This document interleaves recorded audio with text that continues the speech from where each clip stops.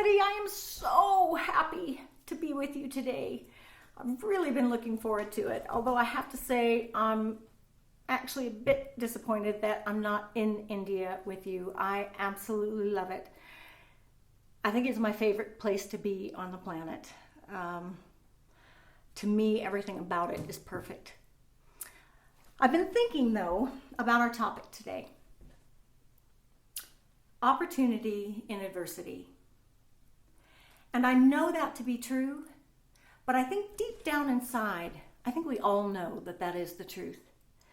That when we come through something difficult, when we push through a barrier or an obstacle, we always feel better and something good comes from it in the end.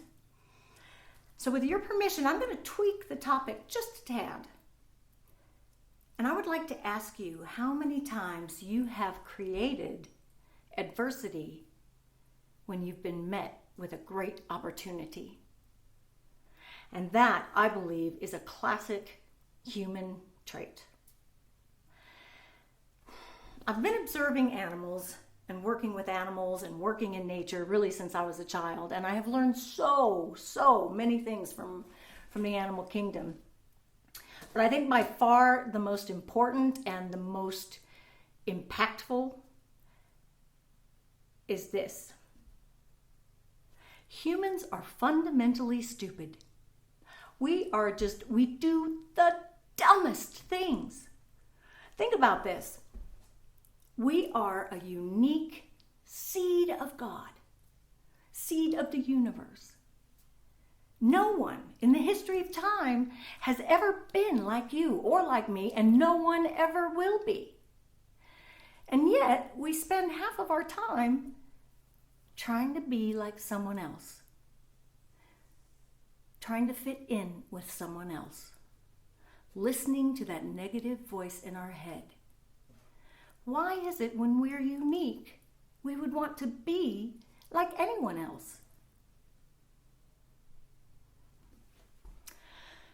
Now, we all know that little horse isn't fooling anyone, and nor are you, nor am I, when we try to be somebody other than our true, authentic self. And I know that because a good portion of my life, I've walked around with that metaphorical plunger on the top of my head, trying to be loved by somebody or trying to fit in somewhere. Sometimes with even fitting in with people I didn't even really want to fit in with. But I think my biggest regret is that in spite of all of the things I personally accomplished, the entire time I was comparing myself to someone else. I'll give you a classic example. I married a man who is a Guinness World Record-setting adventurer. He's the first person in history to ever circle the entire planet just using the power of his body. So he pedaled this little tiny boat across the Atlantic, the Pacific, the Indian Ocean. He biked up the Himalayas. He kayaked around Australia. He was attacked by crocodiles, pirates. I mean, you can't make this stuff up. He's a movie in the making. When I met him, he was rollerblading across the United States. He's never even rollerbladed before that. And he was hit in my hometown by a drunk driver who broke both his legs. Well, most people would say, okay, I'm done with this. But not my husband. He rehabilitated, got back on his roller skates, and finished his journey. So when he asked me to accompany him on a human-powered circumnavigation of the country of Wales in Great Britain, at first I thought, oh my God, what a great opportunity. Oh, it's supposed to have beautiful coasts and beautiful scenery and diverse wildlife, and I've heard the people are great. And then that voice kicked in inside my head, and I started seeing and imagining adversity. Oh God, I don't swim. I am scared to death of water. I can't get in that little boat. I know what'll happen. I'll die. I'll do something wrong. I'll flip it over. I don't know what I'm doing. And I haven't ridden a bike since I was 10. I wouldn't even know how to shift. How do I even shift a bike? I'll have to carry a pack. How am I going to do that? Oh, and the biggie that all women will understand. Oh my gosh, I'm going to have to wear a swimming suit and people will see my body. But then I read a quote by one of my favorite people, one of the most intelligent humans that have ever lived, Albert Einstein. And Albert Einstein said, everyone is a genius. He didn't say everyone but you or everyone but me. Albert Einstein said everyone is a genius. But if you judge a fish by its ability to climb a tree, it will live its entire life believing that it's stupid. And I realized I was that fish. I was denying myself an opportunity to go on this expedition because I was trying to be like my husband, and I knew I wasn't. So I decided I'm going on that expedition, but I'm going to do it on my terms. I'm going to do it honestly, and I'm going to tell everybody, I don't know what the heck I'm doing. I don't know how to use this bike. I'm scared to death of the water, and hopefully maybe it would inspire someone. And that's what I did. I'm going to show you a piece of video, but I want to explain it. There was a portion of the expedition where we hiked up the Black Mountains, across the Black Mountains, and down the Black Mountains. And I have a very bad back. I can't carry any weight on my back. And so basically what I did was, rather than use a backpack like Jason, I used my bike cart and I rigged it up with some poles and I pulled it across the mountains. Yeah, I'm actually feeling a muscle in the back of my leg that I never knew I had.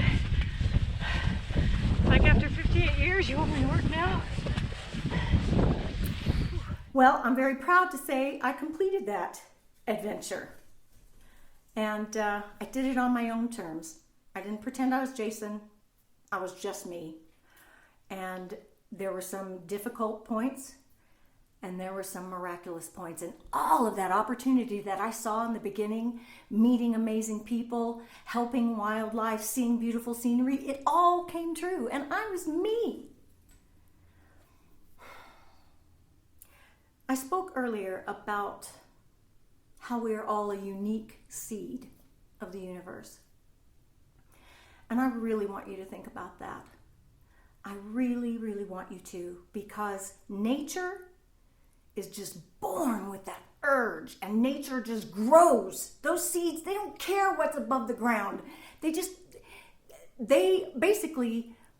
have the luxury of not having that inner voice. They have the passion, but no inner voice. And imagine what you could do if you had your passion and you could turn that inner voice off. So I want you to think of yourself as a seed.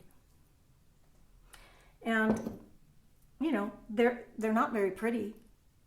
You may feel like this seed. You may feel plain. You may feel ugly. You may feel small and insignificant. And as you go through your life,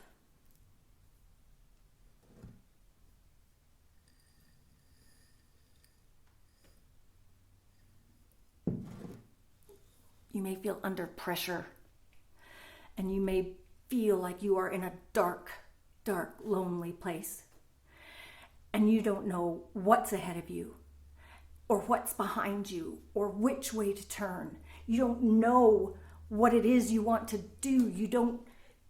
You're just confused. You're waiting for your life to begin, or you're wishing that your life was over. But I promise you, if you nurture that passion inside you, and you nurture that belief in yourself, just like you would nurture a seed. Don't listen to those voices in your head. Don't listen to other people. Don't compare yourself to anyone. And if you do that, you will grow into who you were meant to be. And people will come into your presence and they will see your uniqueness, your beauty, your energy.